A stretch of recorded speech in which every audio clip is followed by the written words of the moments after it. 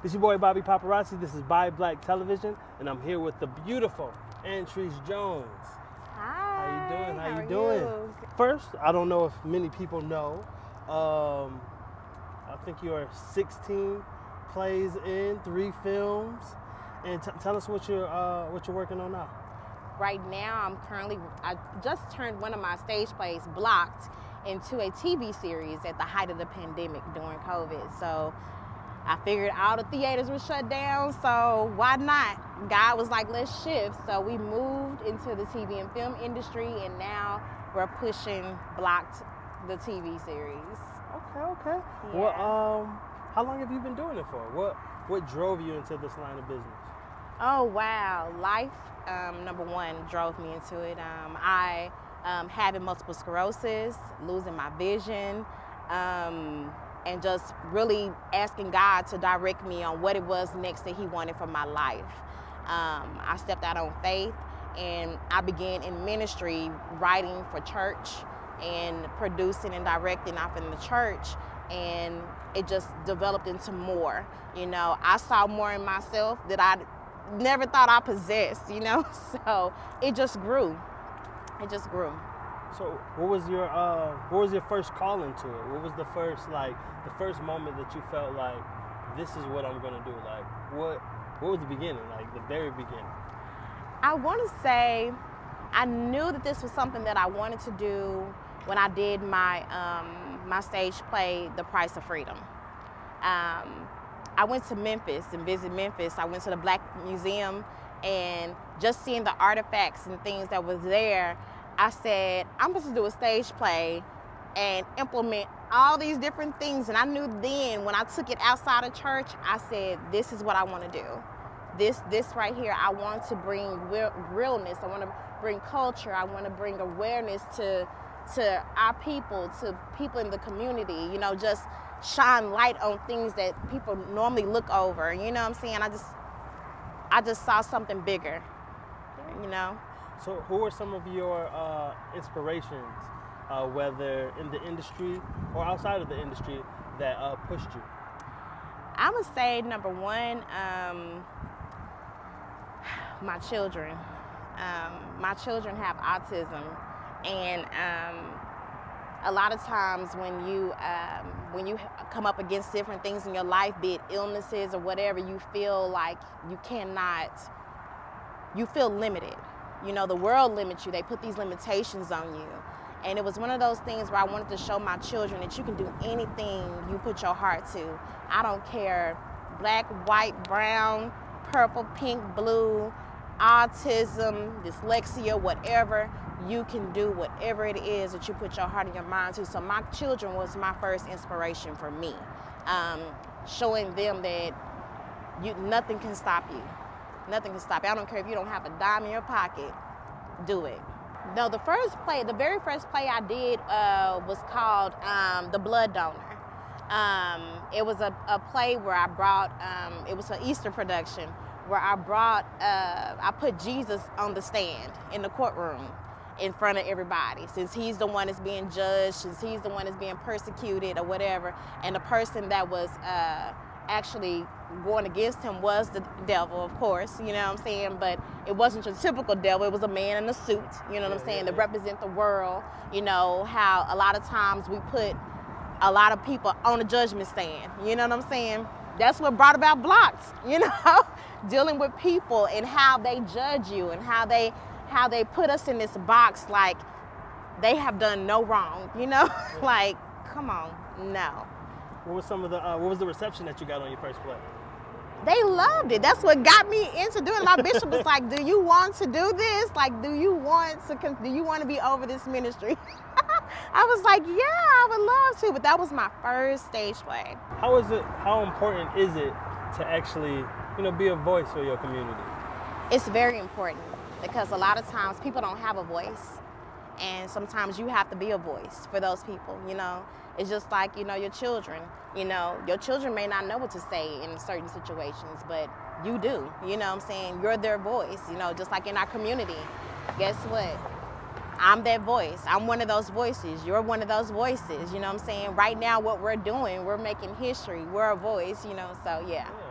Tell us about a time where you had to overcome, you know, um, we all have these hurdles, but that's a big hurdle, especially in your field of business. Like, tell us about times that you have overcame and the obstacles that you overcame to even get to where you are now. Yeah, like it's an everyday struggle. I'm not gonna lie to you, it's every day. But God keeps me. MS is one of those autoimmune disease. You never know when it's gonna hit you. I'm going to get treatments once a month and things like that. Forcing yourself to stay busy, because it's one of those diseases that if you don't stay busy, it will begin to you will begin to disable you. I mean, not disable, but you'll begin to not be able to function. You know what I'm saying? So I force myself daily to make busy. To get up and to go and do something so that this disease does not take over my body.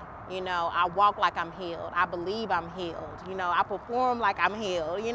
I just walk in it. And so I believe it's just one of those things. Sometimes you wake up and you're not able to walk. Sometimes you wake up and it's hard for you just to stand and keep your balance, to use your hands, to write. Sometimes your memory, I could be in the middle of doing something and completely forget, what I'm doing, like, why am I here? Why am I standing here? It's moments like that where you be like, God, in this moment, at this time, just keep me, hold me, because I want to be able to see everything that you've given me and put in my possession manifest itself. I want to be able to sit there and smile with my team and my people and be like, we did it, So yeah. Who are some of the people that you've seen or encouraged? Like, how many people do you feel that, just like you, didn't even think of film or acting being the thing that they wanted to do, but now you see them like moths to the flame? Like, how many people have you seen like just become my Denzel cast, overnight? I'm sorry, my cast, they kill it. Like, they are the baddest, you know what I'm saying? I'm sorry, when y'all see them on that TV screen, y'all are gonna be like, ain't no way. No, baby, they is gifted. You know what I'm saying? Them going through my boot camps, me developing and showing them different skills to use as actors and actresses and things like that. These people have a heart. So, out of this TV series Blocked, what message do you want the viewers? What message do you convey, or what do you want them to grasp from viewing Blocked? No matter how deep you feel that you have grown in darkness, or how darkness has surrounded you in your life, that God is there. That God is there. I don't care how far gone you feel like you have lost contact or connection there. God is there. He's right in your reach. You might not seem like it, but a lot of times we have to look at our choices. That it's not him. A lot of times we want to blame him for a lot of things. He like, I don't know what you're talking about. And then the church, they paint this picture about him and put him in this box, and he like, I'm not even that kind of God. You know what I'm saying? You live in your life the way that you choose to live. That's what your choices have created your path for you. I didn't create that path. So no matter how much darkness you feel that is surrounding you or that is encamping around you, just know that there is a greater source that is there to protect you, to guide you, that you can lean to. And that's really where I want to go with that, because that when God gave me Blocked, I was like, God, why do you want me to write this? He said, because they put me in a box. He said, they put me in a box, and I need to let them know that they can't put me in a box. So when you see Blocked and you see that red box, and you see that little plus sign in there, that's God in that box. That's who's blocked. So for all the viewers, for everyone out there, how do they patronize? How do they, how can they help? How can they? You can always go to blockedtvseries.com, and up in the right-hand corner, you'll see 3 little lines, and you can hit that and donate. It'll say donate to Blocked TV series. You can always donate there. Look out for us on Anntreece Jones Productions on IG and also on Facebook. We are always doing something. We're getting ready to do a play too. I was just about to ask. I'm like, do you have any plays coming We're up? getting ready to do a play, more like a little small presentation of my play, Blood and Soil, surrounding the Black Wall Street massacre. So I want people to understand that massacre, they tried to bury some power there, but it didn't work. Oh, I'm sorry. I'm You have to go a little deeper. I want to hear more. Now you got me, you got my ear. So tell us more about that play as well. So, the Black Wall Street massacre up in Tulsa, Mm-hmm. I wanted to do a stage play because a lot of people did not know anything about that particular incident. It was hidden for years. So, I've taken this play and I brought light to it to show people how sometimes we can allow things to kill us and bury us, as a people. But sometimes we got to know how to rise within our circumstances, rise within those things that seem to, like, we feel like we're robbed and we're not. We are inferior. We are powerful as a people, It's something about our culture that is just so immaculate. It's something about the richness in our blood, our creativity, how we are as a people that people envy. And they just do. And that envious spirit is what overtook Black Wall Street. Them people had their own buildings, just like right here where we're sitting at right now. This is powerful. This is history right here in the historic south side of Fort Worth. Just like in Tulsa, Oklahoma, those red brick buildings and all those businesses that they built was destroyed out of envy, out of envy, off of a lie.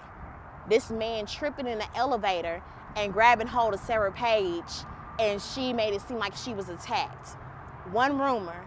How many of our economies and our communities have been destroyed and erased off of the earth because of a lie? I don't know if you've seen that clip about all those black communities. Some of them got lakes over them, Yeah. I mean, just they dwindled down, Even like here, things are beginning to dwindle down, but that's because we let it die, and we don't have to let it die. And just like Black Wall Street, we can continue to do that. That the $1 circulated in Black Wall Street 100 times before it left out of Black Wall Street. 100 times. Yeah. That means that we spent money within each other. We supported each other. We had our own grocery stores, libraries, everything. You all need to read about that, study that. Those people had a very united community, and we can do the same if we can just stop pulling each other down.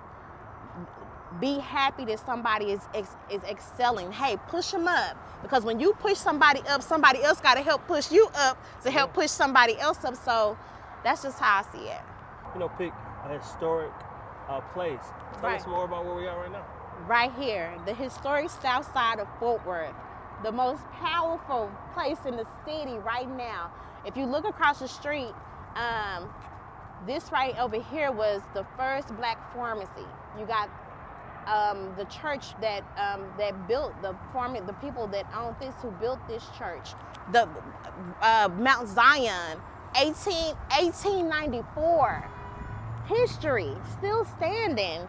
Oh my God, if you go down Evans and go down there to the historic plaza, you will see all of the faces in the ground and plaques of the people who helped pour into this community, who helped build the south side of Fort Worth. Like, this is historic. This is very historic. This is powerful. Do you hear me? Powerful. And we end all shows with these last three. Please shout out 3 black businesses that you would want to show love to. Number one, I gotta give a shout out to the one who recommended me, Savage, James Rowley. I got to. I also want to Victoria Woods, Castle Top Streets. She's one of my amazing actresses. And not only, one of my other people who is always there for me, Dooney's Barber and Beauty. They're in Dallas, Dooney's Academy. The owners are Dooney and Sharonda. And when I tell you, they have a heart of gold. You have got to go see them. Okay. You got to go see them. But definitely Savage, Castle Tops Treats, and Dooney's Academy. Okay. Yeah. Now, I've been to Savage. I definitely got to try Dooney's. Mhm. Victoria is the reason why I have to go to Savage. Re- Cause she be having all sorts of peach cobbler cookies. Ooh, yes. I gotta yes. stay away from her. Yes. But thank you so much for just taking the time with us, and thank you so much for all that you do. I've been following you for a good 6 months, trying to get prepared to actually interview you. Oh, really? Yeah, we've been talking about you for a while, because I think it was over a year ago when James Oh, okay. walked in talking about, yeah, man, I'm about to get my filming debut. You know, yeah, I'm supposed to be a thug.